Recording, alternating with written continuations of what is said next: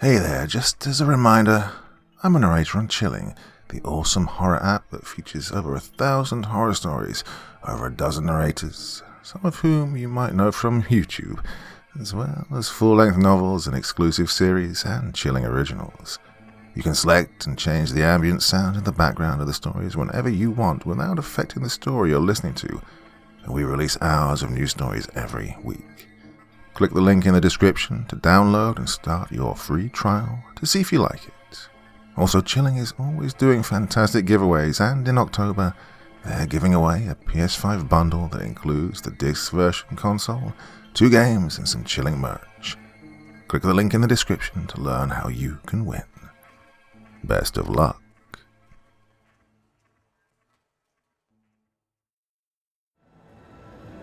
It's time to sit back and relax with your favorite drink and listen.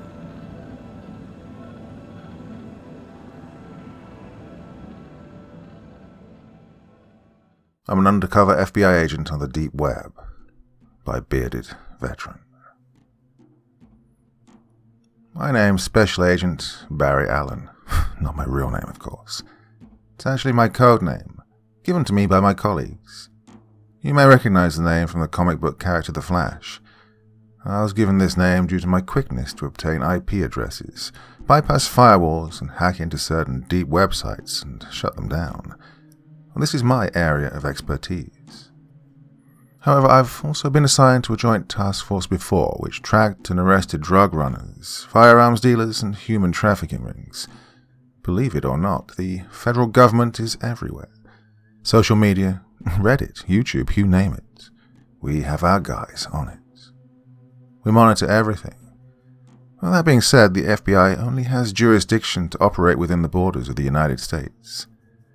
In this new digital age we find ourselves living in, cybercrime is much more of a direct threat, now more than ever. Yes, in the past, we feared as a nation biological and chemical warfare. As an example, right after 9/11, the United States had an anthrax attack.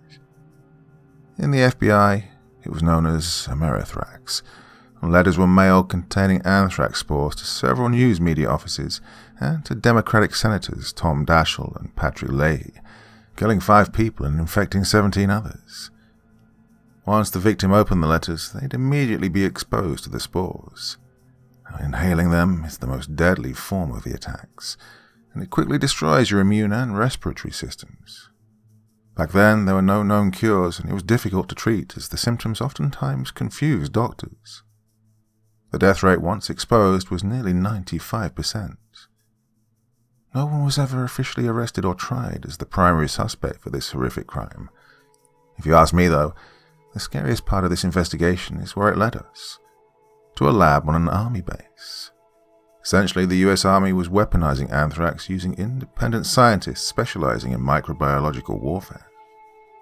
Of course, though, if you wanted to bring down Western civilization today, all you'd have to do is manipulate or destroy our satellites, and we'd be back in the Dark Ages. Computers, banks, grocery stores and cell phones, power plants, even the water filtration system runs with electronics and the ability to communicate with satellites. Essentially, our world now depends on this. It's scary to think about, especially when 14-year-olds are hacking into the largest banks in the world from their mother's basement.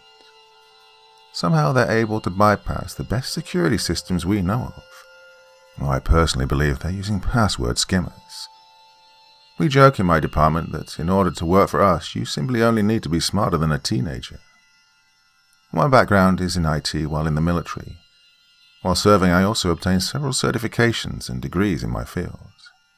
I worked alongside someone I never thought I would. Turns out the federal government oftentimes hires former hackers to consult for them. In fact, they have an army of internet soldiers at their disposal. I was actually trained by a convicted felon, and it's been said he's one of the best hackers in the world. Eventually, I was put in contact with men in the FBI, and essentially went through a series of rigorous tests to determine my operating field of work. After seeing our skills, they then placed myself and the felon on the Cyber Anti-Terrorism Unit, or CAT as we call it. Our first assignment was to locate a man on the deep web known only as Captain Death. He runs this anonymous site in which the viewers would donate Bitcoin to watch unspeakable acts of torture, mutilation, and murder, oftentimes called Red Rooms. After searching for a while, clicking on every single link given to us, we found the exact link which directed us to the host site. We visited the website.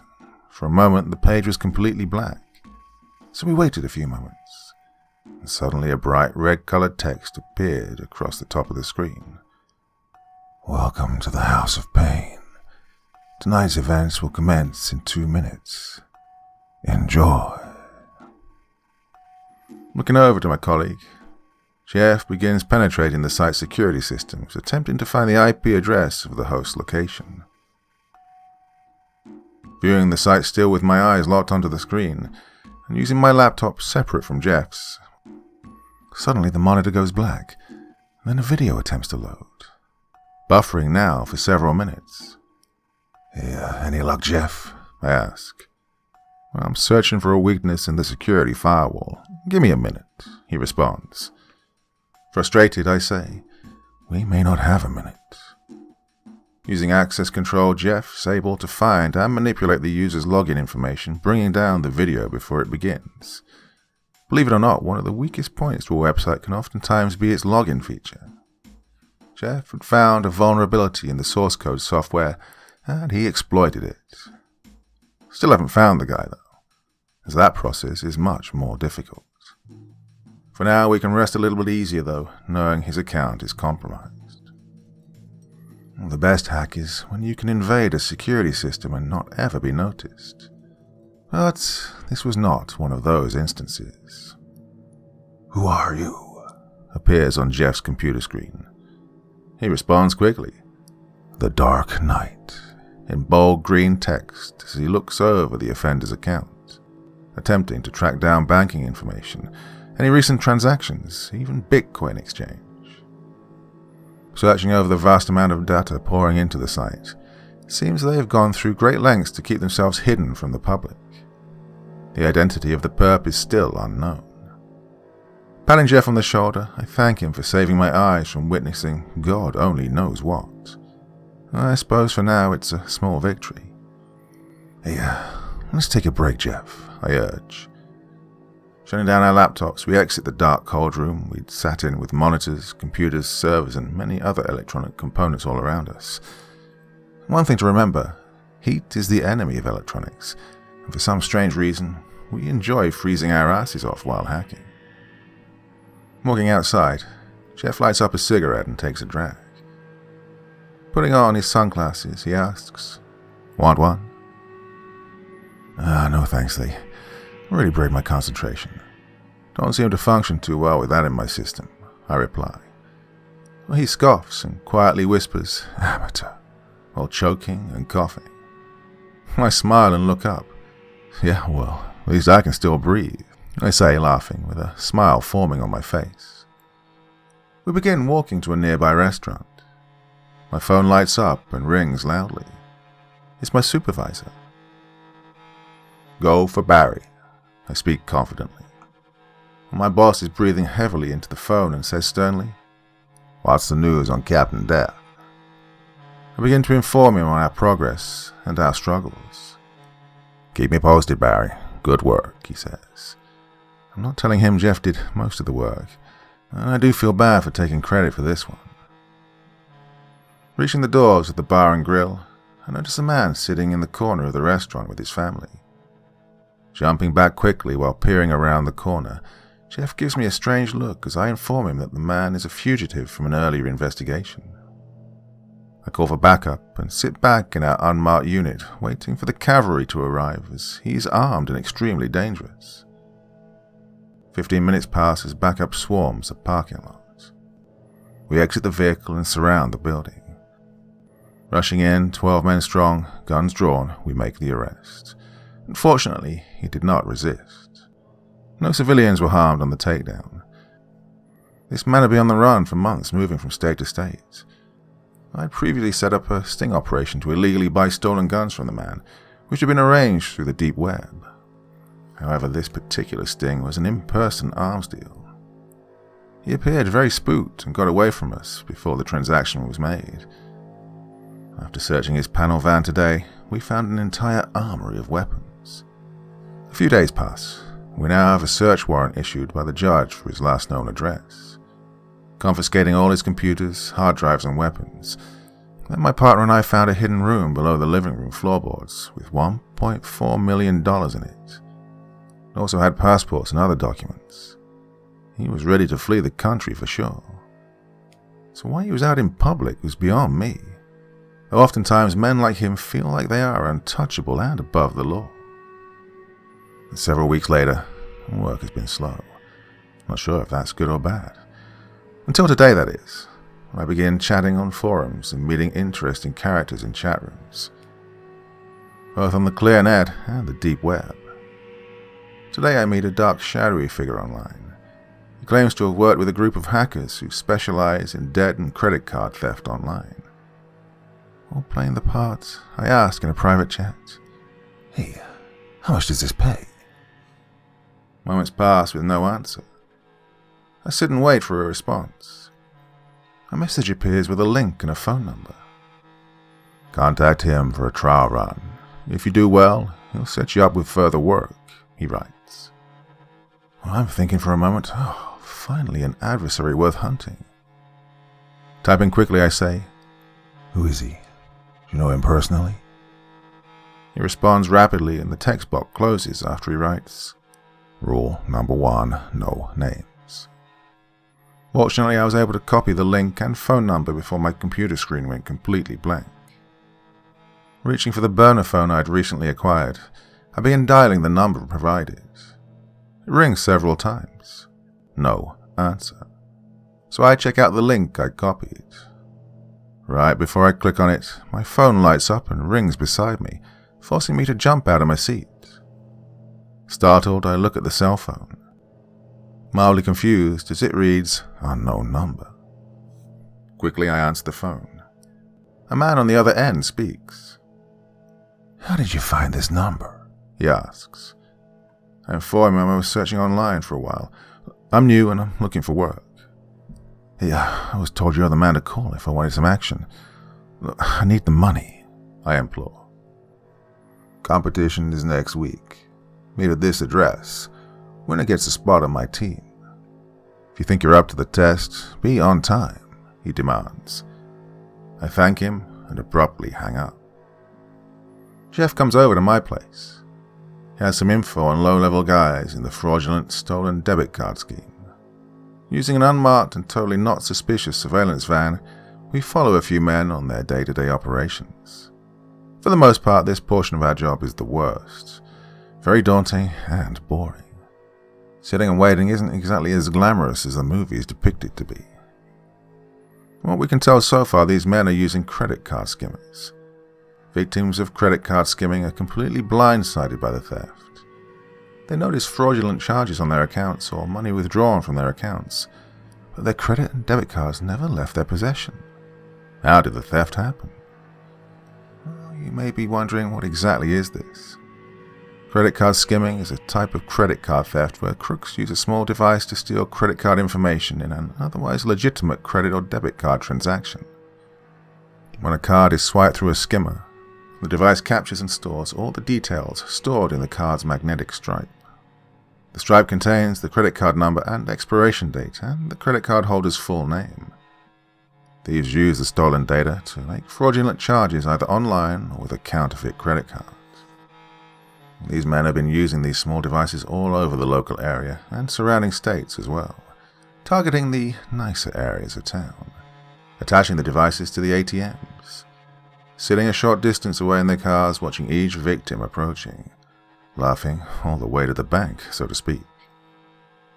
After several days of stakeouts, our team makes the arrests, finding blank cards, machines, and large sums of cash on hand. After hours of interrogations, we learn a much bigger scheme is in the works. The men inform us that they were merely a distraction for a much larger crime. My supervisor gives us clearance to make a deal with them, lessening their charges if they're willing to cooperate. Speaking with the man for more than 3 hours, we learn what's really going on. The next few days were extremely tense as our officers try to warn all the banks and even get the media involved. Calling every bank, big and small, we alert them of the situation that cybercriminals are poised to carry out an ATM cash-out, an operation that gives thieves access to untold sums of money by bypassing security measures on an ATM. If successful, the operation has the potential to be a heist unlike any we've ever seen.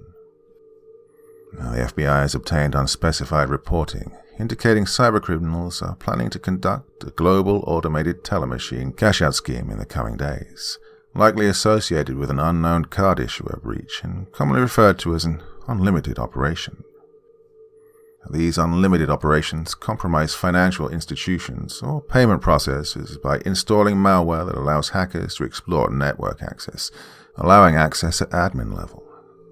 Once inside, they can disable fraud protection, raise maximum ATM withdrawal amounts and transaction limits, and withdraw large sums of money, millions potentially. All they'll need to carry out the attack are debit and credit card numbers found on the dark web, and dummy cards, also known as blanks, to attach the numbers to. These cybercriminals typically create fraudulent copies of legitimate cards by sending stolen card data to co-conspirators who imprint the data on reusable magnetic strip cards, such as gift cards purchased at retail stores. At a predetermined time, the co-conspirators withdraw account funds from ATMs using these cards. Now it's nearly a week later, and I'm preparing for my tests. I have my laptop ready in its case. I'm extremely nervous. The information given to me is that I am to meet at this very strange building on the outskirts of town. I have no idea what to expect. I must come in first place to become a member of the team and ultimately take down the leader of this cybercrime domestic terrorist.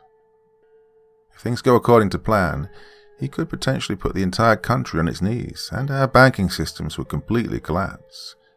Chaos and madness will spread like wildfires. Millions of people unable to access their money will riot and destroy stores, stealing food and everything they can get their hands on.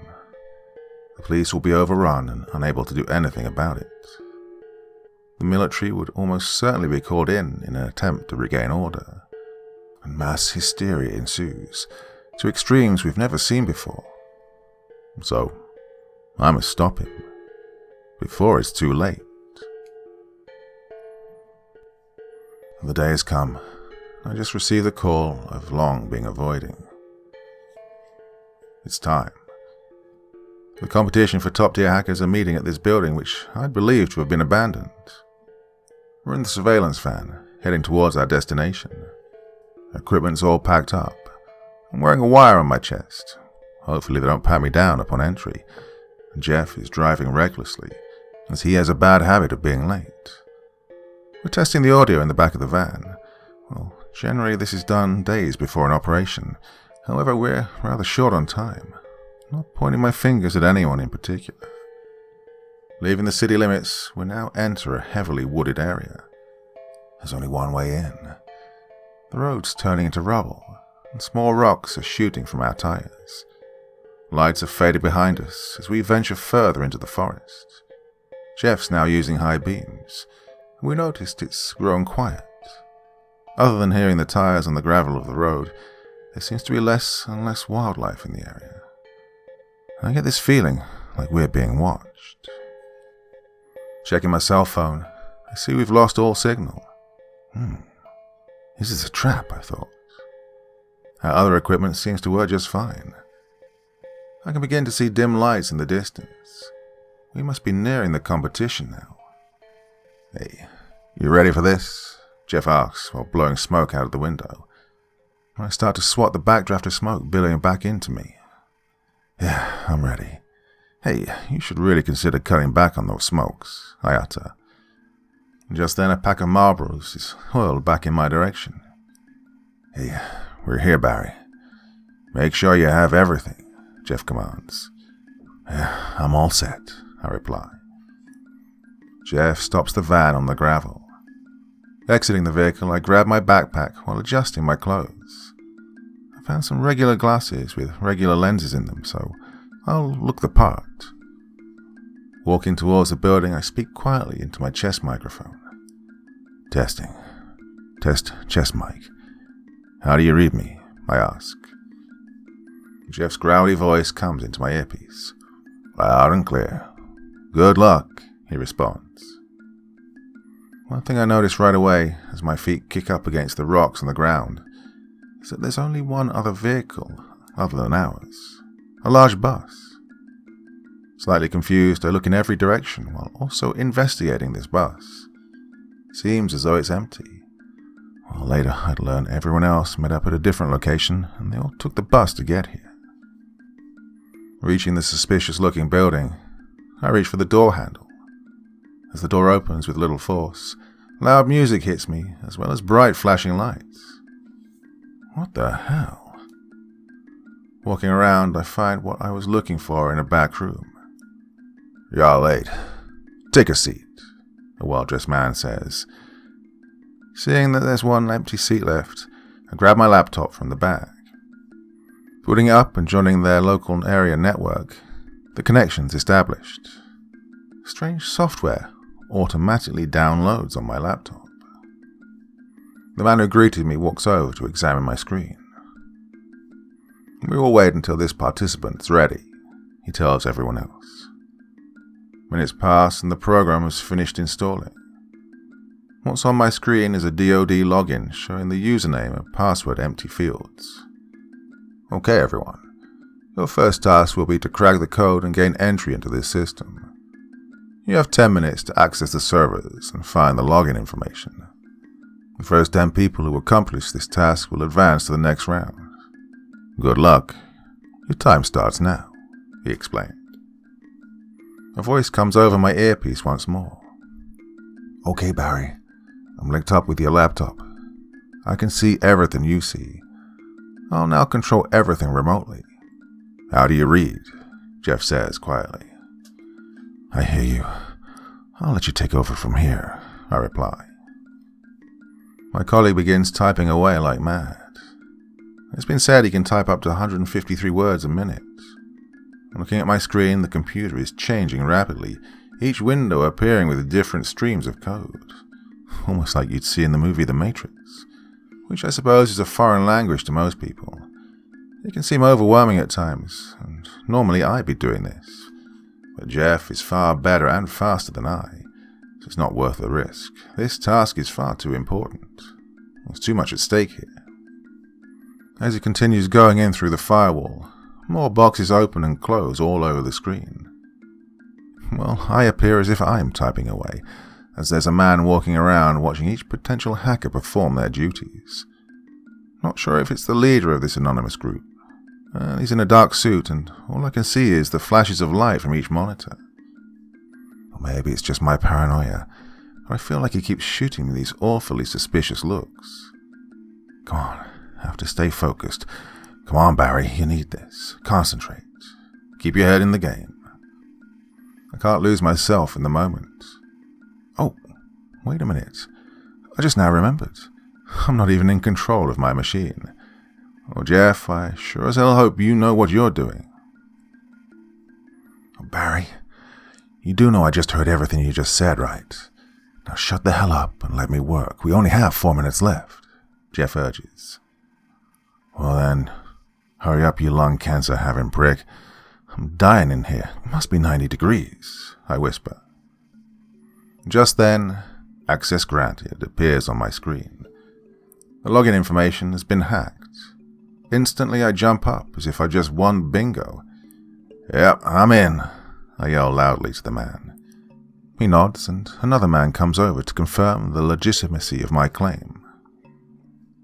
After confirmation is given a few moments later, myself and several others are ushered to another room, not first seen when you enter the building.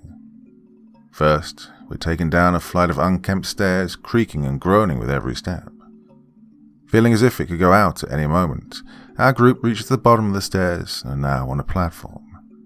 A mechanical whirring is heard as we are now being lowered even further underground. Where the hell are we going? One man asks in fear. Silence, fool, says the man in a nice dark suit.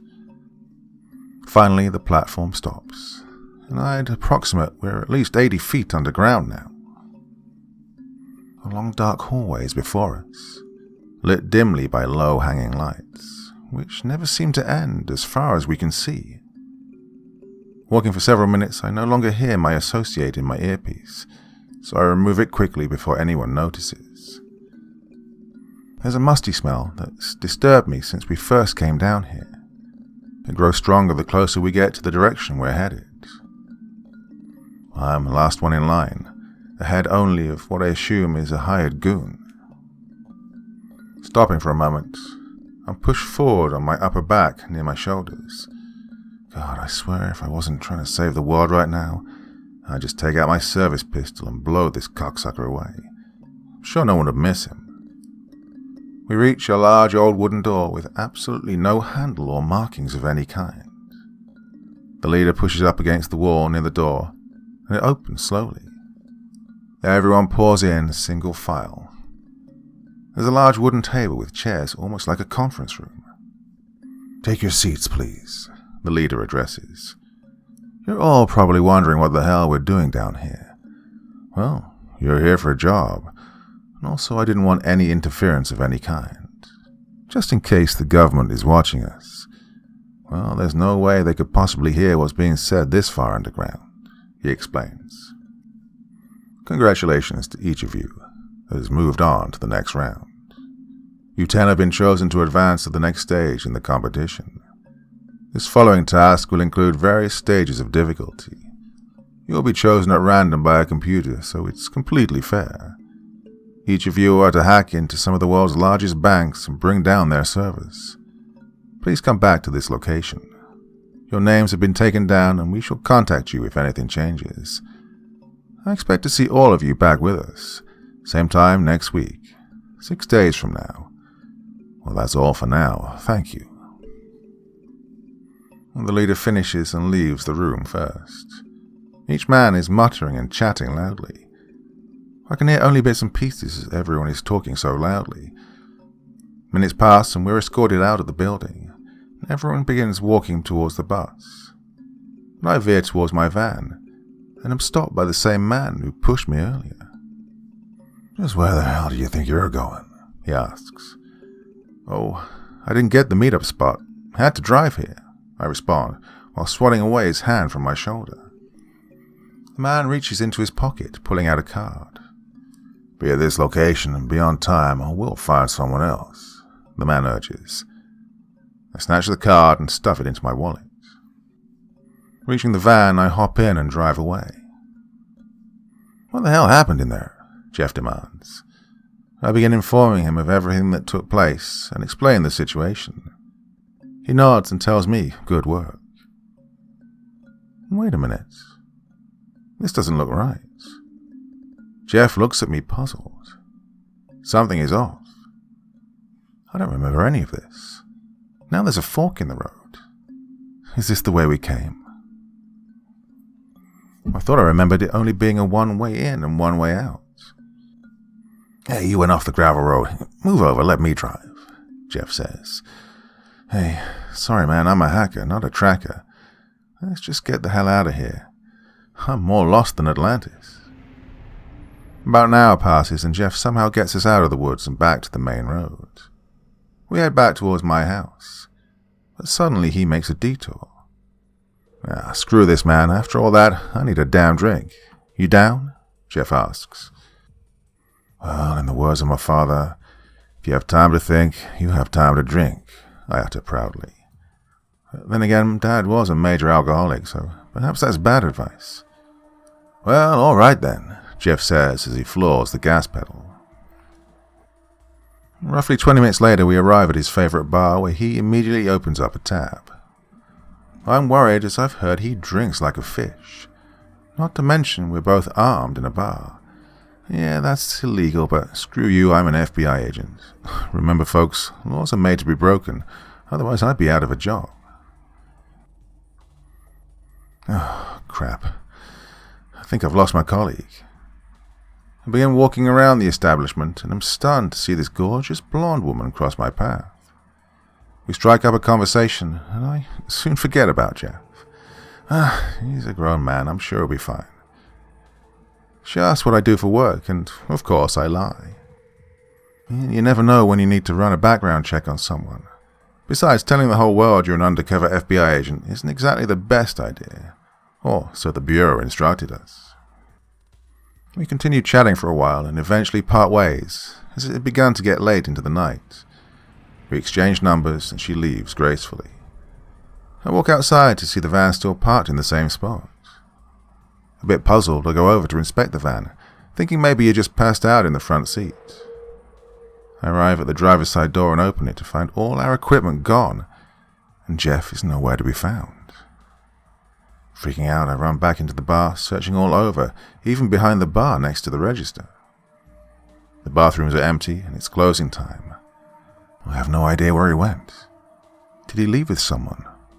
Or was he abducted, possibly? Well, either way, I'm completely dead if my supervisor finds out about this. I have to find him and the equipment.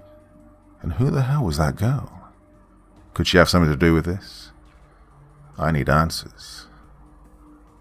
Oh no, I just realized my laptop is also missing.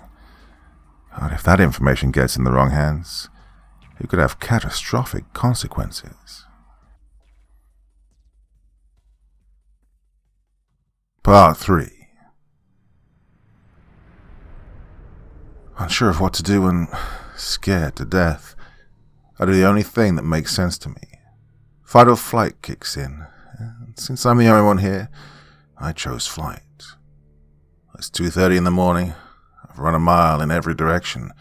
No sign of Jeff. No answer on his cellular. The bar's now closed. Manager of the joint locks all the doors, checks the windows, and leers in my direction.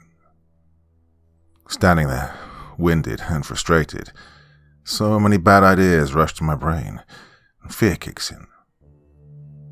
Hey, find what you're looking for, pal? The man asks, his voice sounding like 30 years of emphysema. Jeff? I say excitedly. My head raises and turns to face him. Oh, it's just you, I reply. Not exactly. Hey, did you happen to see a man in the bar tonight wearing jeans and a blue polo t-shirt? The man speaks once more. Son, we get all kinds of patrons in that there bar. Maybe you ought to come by tomorrow and see if he shows up then. We open at 12 p.m. Yeah, thanks, I respond. Well, it's late, and I'm exhausted. Oh, Jeff, I sure hope you're okay wherever you are. So I hop in the van, now empty. No equipment, no laptops. Just gone. Everything is gone. Who could have known? I just don't understand. I'm simply bewildered. I'm telling you, I'm more confused than Ray Charles with a Where's Waldo book. Van keys are in my right front pocket. They jingle as I reach for them, removing the keys and insert the proper key into the ignition. Turning her over, the engine purrs quietly. She heats up as we take off. Wait, never mind. I'm all alone. Looking back in the van, just to be sure. Nope, just me. Time to get back home and go to sleep, and hope that this is all just one bad dream. Arriving at my apartment, I'm shocked to see lamps broken, papers flung across the room, empty bottles littered about. There's a few brown leather bags next to my sofa. I flip on the light switch to the living room. It flickers on and off before becoming bright. All I see is shoes hanging off the edge of the cushion. Hey, I live alone. Reaching for my service pistol, I let out the most fierce yell I could.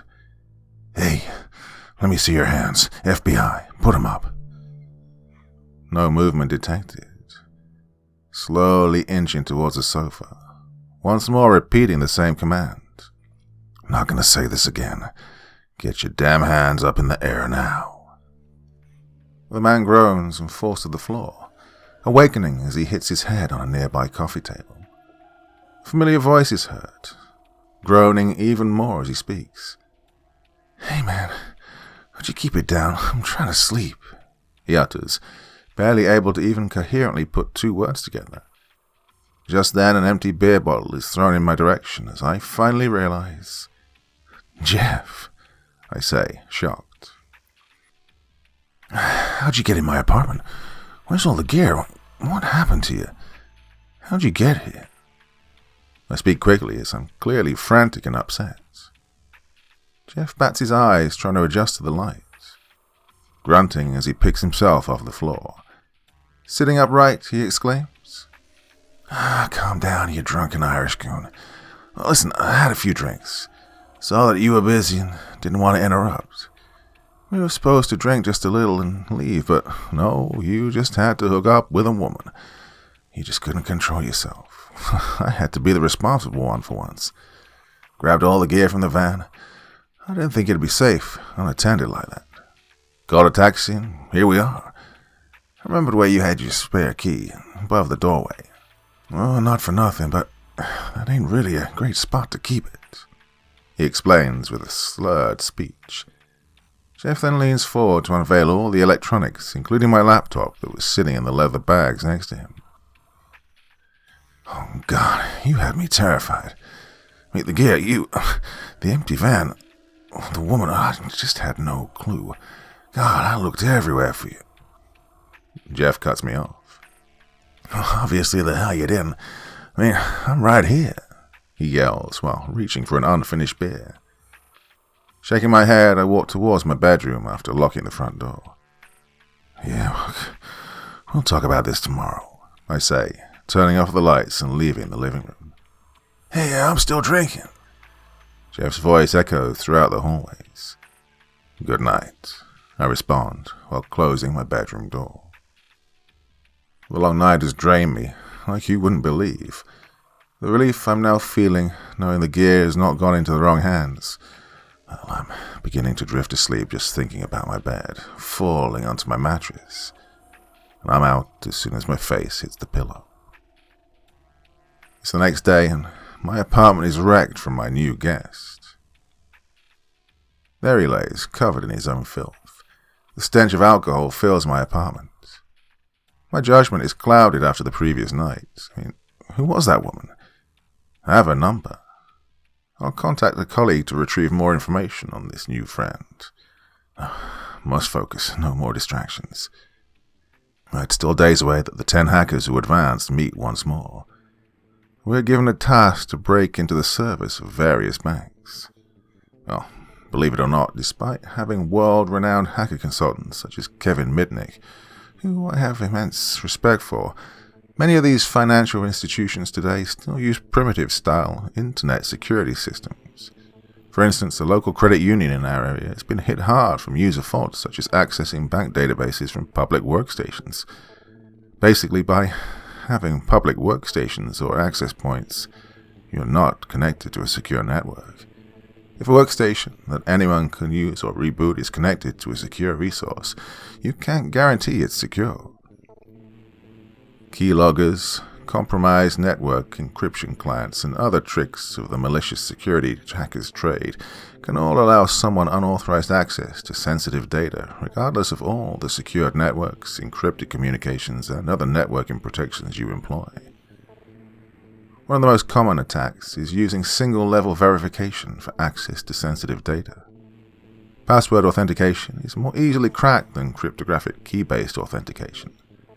The purpose of a password is to make it easier to remember the login credentials needed to access a secure resource. However, biometric or key-based authentication is a stronger verification method which makes the credentials more difficult to crack. Well, we're seeing an uptick in social engineering as well. Manipulation of authorities into giving confidential information. Essentially, what that comprises of is someone who contacts a bank employee via phone call, or email, or so on. They pretend to be a supervisor and eventually trick that mark into giving them login details, which now allows the potential hacker to obtain and download the company's source code. This can be done with any company and is extremely common.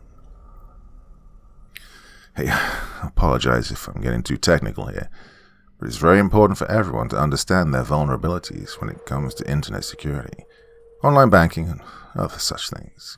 In fact, I'd say being overly paranoid in your day-to-day life is highly recommended. Not afraid, just aware. Shred your documents. Never save your passwords online for a site. Do not write them down or save them in an unencrypted file on your computer or phone. These things are just a few. Hey, it's midday, and Jeff drunkenly rolls off the couch to awaken to me setting up the equipment on my desk.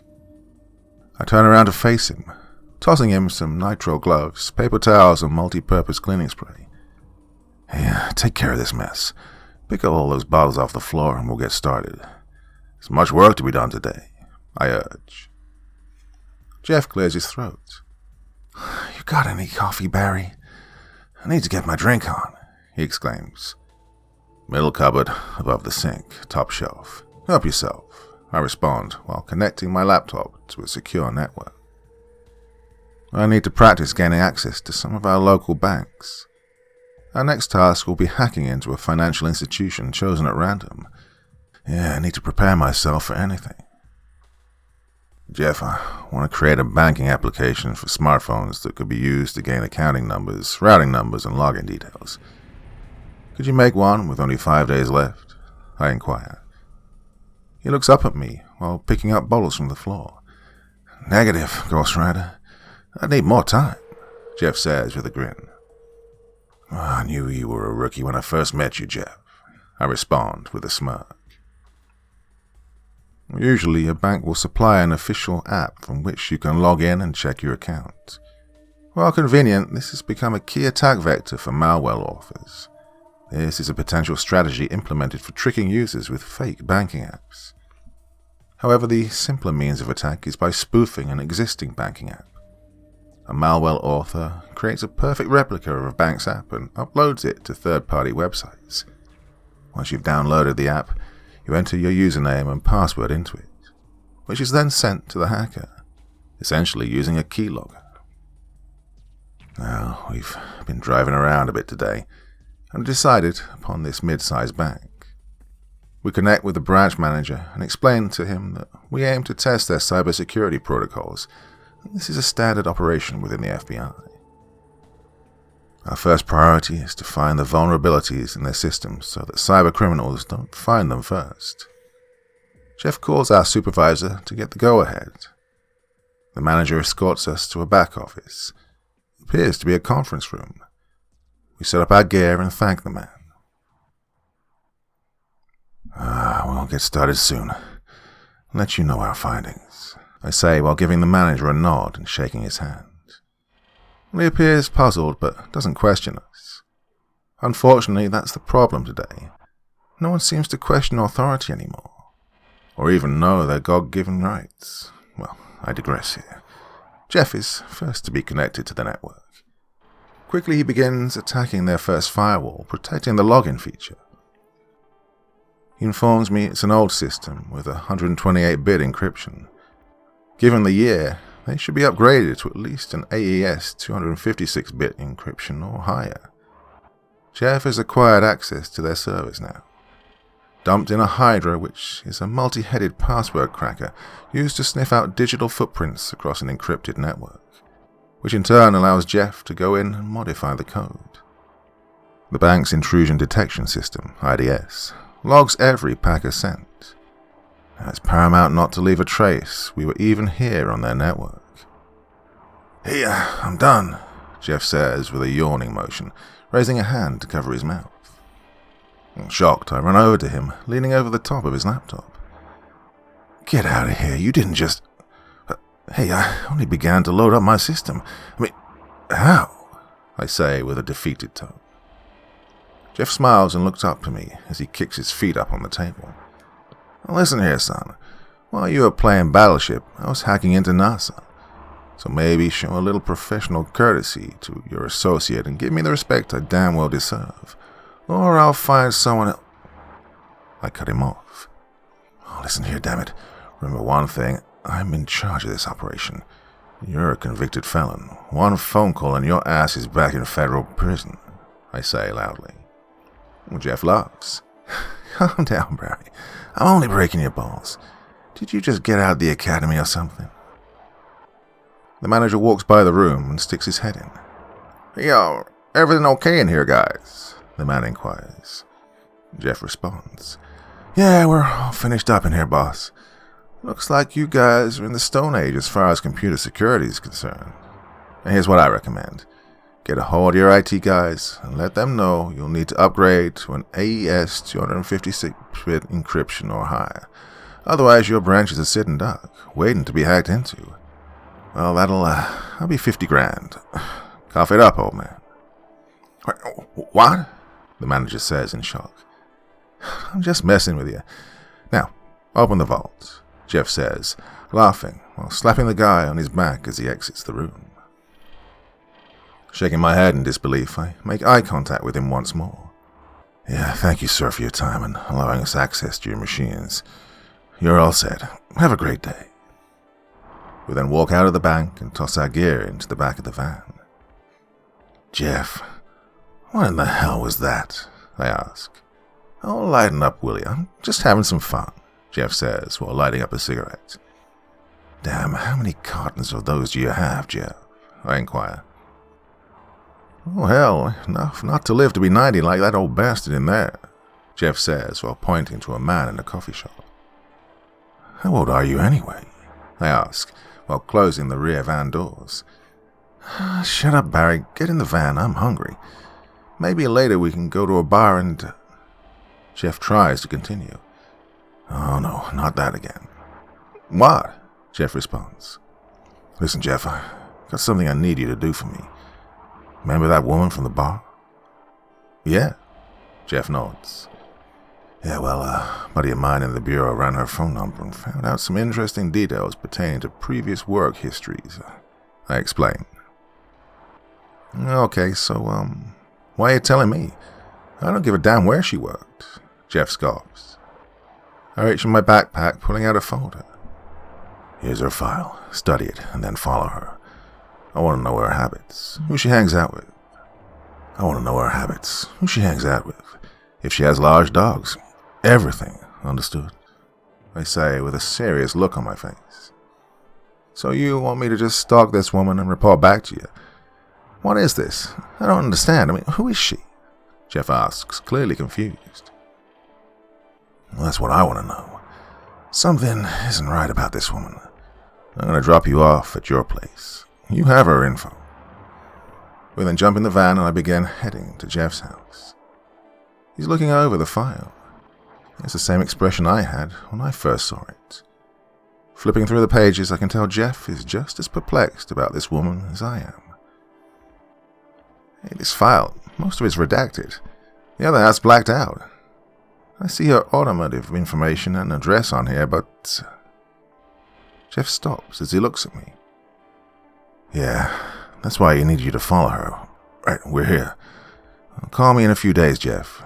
This is important. Jeff exits the van, folder in hand, grabbing his keys. Oh, yes, sir, petty officer, he says while saluting. Don't do that, I shout back at him. Pressing down the gas pedal, I begin to drive off. What I didn't tell Jeff was this woman's record is sealed.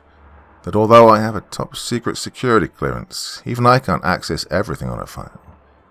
Special Agent Johnson, my friend in the bureau, assured me that it was complete, and that's all he could find on her. Something's not right. Why would her record not be made public? Who's she working for? DEA? Secret Service? CIA? If we don't find out who this woman is in time, it could jeopardize this entire operation.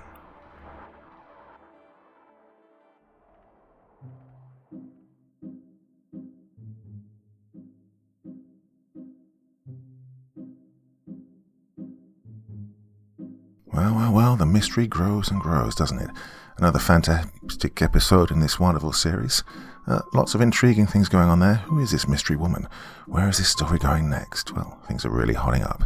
Hope you enjoyed this little Saturday treat. Back again, of course, tomorrow night. But yeah, I just saw that there was another episode of this and wanted to move this series on a bit more as well. So there you go. Right, that's it for this evening. Thanks for listening, my dear friends. Till the next time. Very, very sweet dreams, and bye-bye.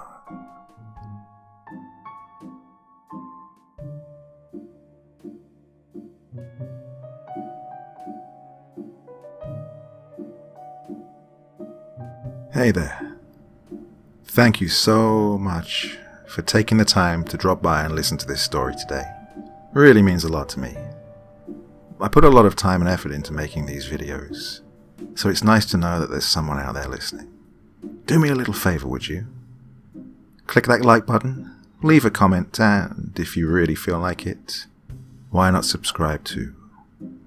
Okay, happy tales everyone. See you soon.